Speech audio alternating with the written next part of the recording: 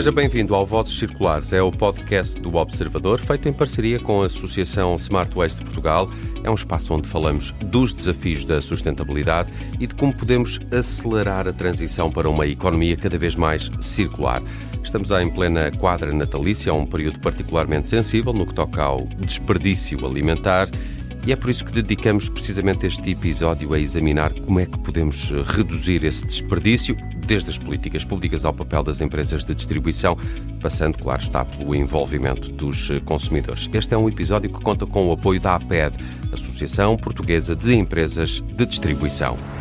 Comigo estão hoje Cristina Câmara, é diretora de sustentabilidade da APED, e também Francisco Caldeira, diretor de serviços de competitividade do Gabinete de Planeamento, Políticas e Administração Geral do Ministério da Agricultura e do Mar.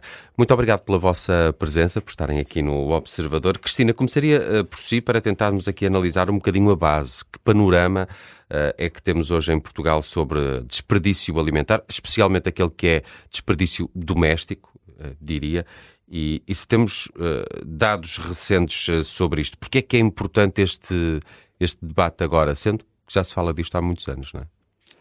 É verdade, olá e obrigada.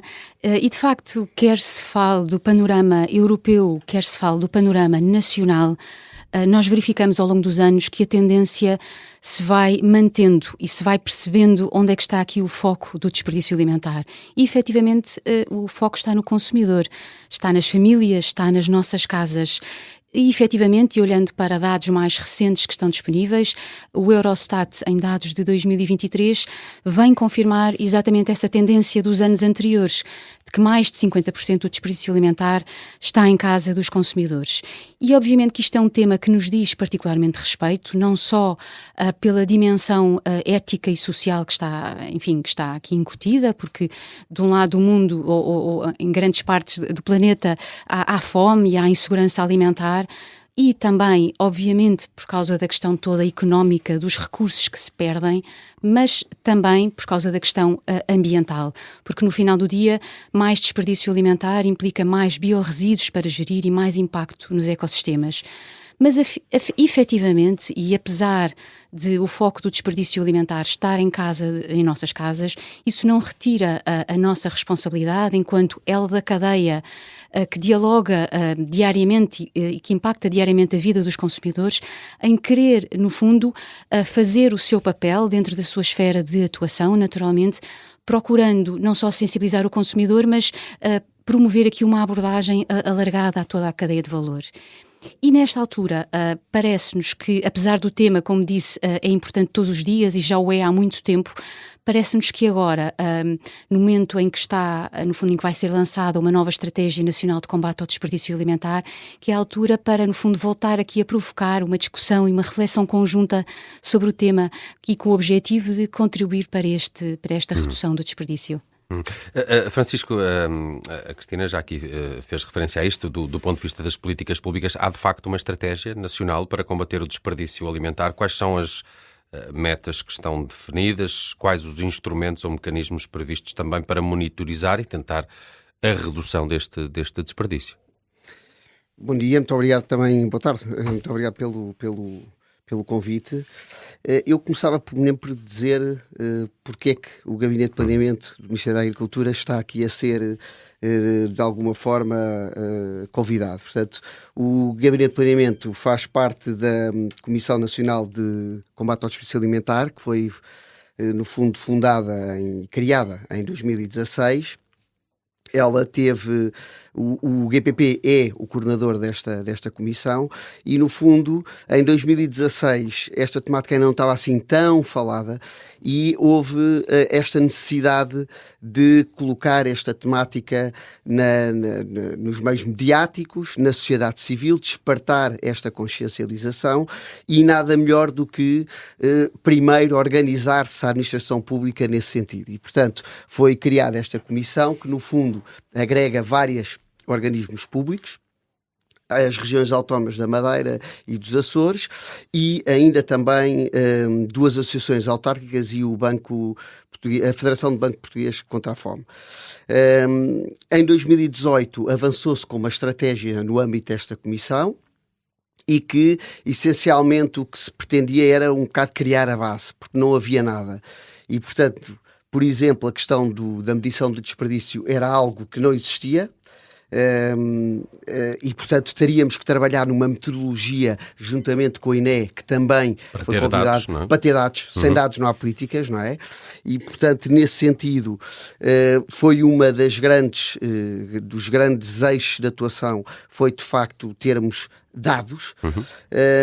E também a própria articulação das entidades, porque isto é multidisciplinar e, portanto, temos aqui desde áreas da segurança social, como áreas da educação, como da saúde, e, portanto, era necessário criar esta rede, este fórum de discussão e que originou uma estratégia que começou em 2018. Atualmente é evidente que as coisas mudam, não é? Entretanto, o assunto está de facto muito mais discutido. As metas também mudaram? As metas não mudaram assim tanto. Nós vamos agora alterar um bocadinho a estratégia, porque entretanto chegámos à conclusão através dos dados que de facto é no consumidor, que era algo que nós já sabíamos, mas que precisávamos ter os nossos dados, e chegamos à conclusão que de facto 67% do desperdício é nos lares, e portanto decidimos fazer uma nova estratégia que, no fundo, fosse agora de encontro à nova realidade e àquilo que nós sabemos atualmente. E é nisso que estamos agora a trabalhar. Cristina, o setor da distribuição e do retalho tem aqui um papel também central no combate ao desperdício. Que práticas e que medidas é que as empresas associadas à APED têm implementado para reduzir este desperdício, quer em loja, quer se calhar também na própria cadeia de abastecimento?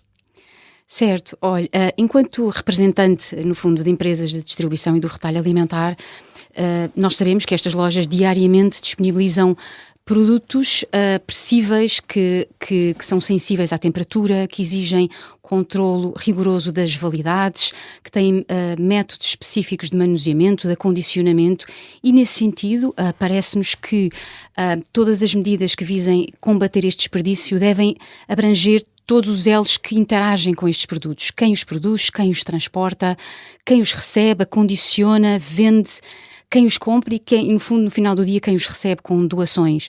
Portanto, esta intervenção deverá ser geral. E eu diria que possa identificar aqui alguns exemplos muito que resultam de parcerias de sucesso, por exemplo, nesta interação a montante na cadeia de abastecimento. Por exemplo, parcerias que visam aproveitar produtos com pequenas imperfeições que em nada prejudicam a sua qualidade ou sabor, mas sabemos que eles, sendo disponibilizados ao consumidor, ele, quando os compra, sabe que também tem ali incutida uma mensagem de prevenção do desperdício e, efetivamente, ele está a ajudar a combater esse desperdício.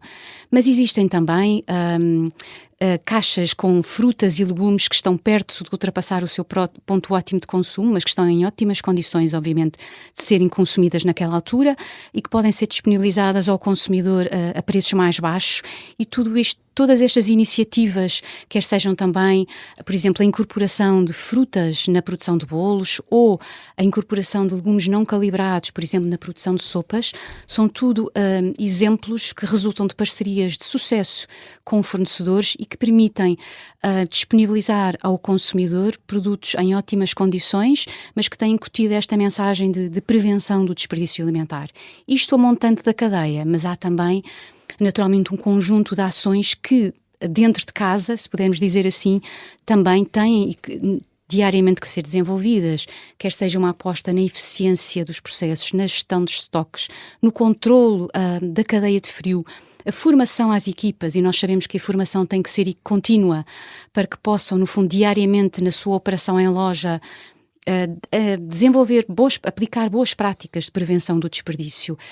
E não podia deixar de falar também de uma iniciativa que para nós tem ganho cada vez mais relevo, que é o escoamento de produtos que estão perto de atingir a sua data de validade, que estão sinalizados em loja com etiquetas específicas nesses próprios produtos. Portanto, há uma mensagem ao consumidor que esses produtos estão perto de atingir a sua data de validade. Com um preço mais reduzido. Com um preço mais reduzido. E, na verdade, o consumidor, o cliente que queira comprar para consumir nesse dia ou no dia a seguir, tem ali uma ótima solução que, ao mesmo tempo, permite prevenir uma grande fatia do desperdício. E posso lhe dizer que em 2024 foi evitado o desperdício de mais de 26 mil toneladas com este mecanismo. Só com essa medida? Só com esta medida. E depois, quando todas estas, no fundo, estas medidas já foram executadas e mesmo assim há excedentes, porque isso também acontece, por muita tentativa que se faça para garantir esta eficiência, no final do dia há também a possibilidade de fazer a doação de excedentes alimentares, sempre, obviamente, em perfeitas condições de segurança alimentar, para um conjunto de instituições que no fundo se fazem parte das comunidades locais onde estão inseridas estas lojas e que podem também beneficiar destes produtos no fundo, para este regime social. A Cristina, durante este período festivo, o desperdício aumenta, o consumo aumenta, imagino eu. As empresas preparam-se de alguma forma para este cenário mais de temporada, vá? Eu posso dizer que a resposta é muito simples. A preparação que é feita nesta altura acontece a todo o ano.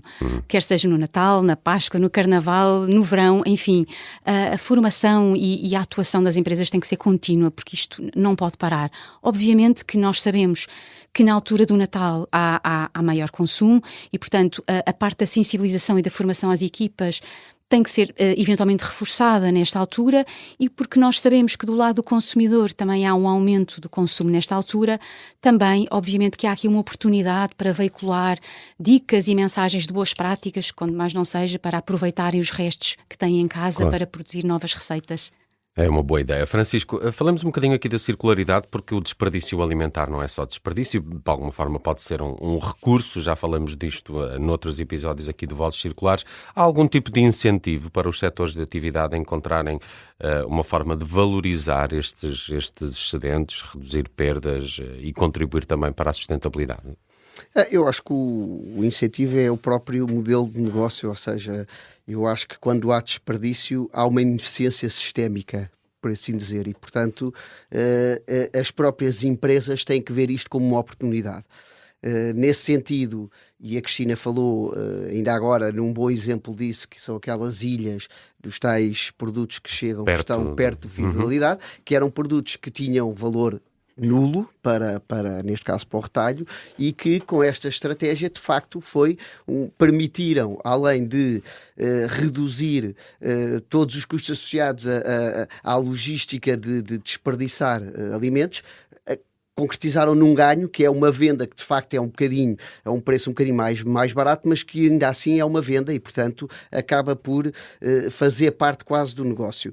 Mas tem outro tipo de exemplos neste ramo, relativamente a produtos que de facto muitas vezes não conseguem estar ao nível de visualização que o consumidor gosta e que, portanto, há já aqui alguma relutância em colocar à venda, a chamada fruta feia ou produtos ou artículos feios, e que foram, por exemplo, aproveitados para a quarta gama, em que são aproveitados para desde já arranjados e lavados e dentro de embalados para, desta forma, no fundo, contornar essa visualização que às vezes era menos apelativa ao consumidor, mas seja também incorporando em sopas, que hoje em dia o retalho faz muito, e temos estes exemplos também ao nível da indústria, que aproveitam subprodutos